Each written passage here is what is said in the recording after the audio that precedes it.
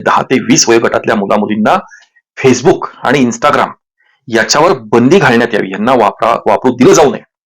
Instagram आणि Facebook आणि social media ही जिथे-जिथे आंदोलनं होतात, ही कमी वयातली मुलं न्यायची आणि त्यांच्या तोंडून नाही ते बोलवून घ्यायचं. हे उद्योग आंदोलक सहजासहजी करू शकतात.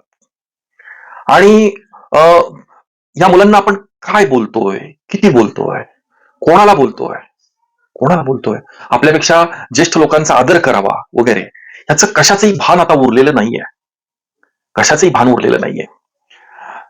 त्यामुळे ना ह्या मुलींनी ज्या प्रकारे शब्दप्रयोग आणि शिव्यांचा भडीमार केला, त्याबद्दल मोठ्या मनानं, उदार मनानं या मुलींना जीवदान दिलेलं आहे. मोदींनी या मुलींना क्षमा करून जीवदान दिलेलं आहे. नवीन जन्म त्यांचा झालेला आहे. ही वाक्य माझी नाहीत. ही वाक्य माझी नाहीत.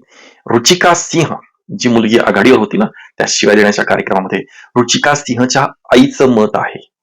ती बिचारी अशी संपूर्ण स्कार्फ घालून कॅमेराला पाठमोरी होऊन एका साईडनं असं ती इंटरव्ह्यू देते कॅमेऱ्यासमोर, की मोदींनी खूप मोठ्या मनानं माफ केलं म्हणून माझ्या मुलीला जीवदान मिळालं. माझ्या बेअक्कल, किंचितही एवढी सुद्धा अक्कल नसलेल्या मुलीला.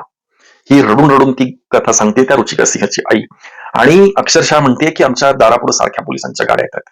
स्कॉर्पिओ भरून भरून तरुण अडदांड लोक दारामध्ये आमच्या उभी राहत आहेत. दहशतीचं वातावरण आहे.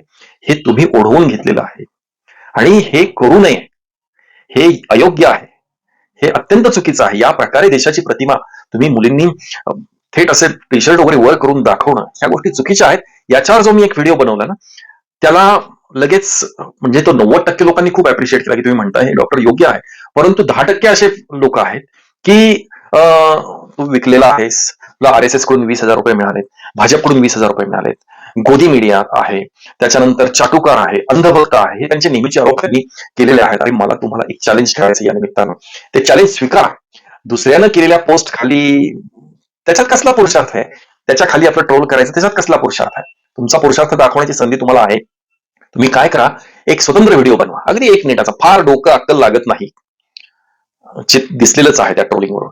तर तुम्ही असा एक व्हिडिओ करा आणि तिथे 7-8 ह्या ज्या मुली आहेत ना, यांचे फोटो टाका खाली आणि तुमचं बोला त्याच्यावर की या जंतर मंतरवर आंदोलन करणाऱ्या या मुलींना माझं नाव, मी अमुक अमुक समर्थन करतो यांचं. या प्रकारे ओपन कमॉन आपला पुरुषार्थ दाखवायला मी तुम्हाला आव्हान देतोय. तुमचा पुरुषार्थ दाखवा, समाजाला समजू द्या. म्हणजे तुमचे नातेवाईक, तुमचा मित्रपरिवार, तुमचे ज्या ठिकाणी तुम्ही काम करता तिथल्या लोकांनाही कळेल, तुमच्या बुद्धीची पोहोच कुठपर्यंत आहे, सगळं कळेल.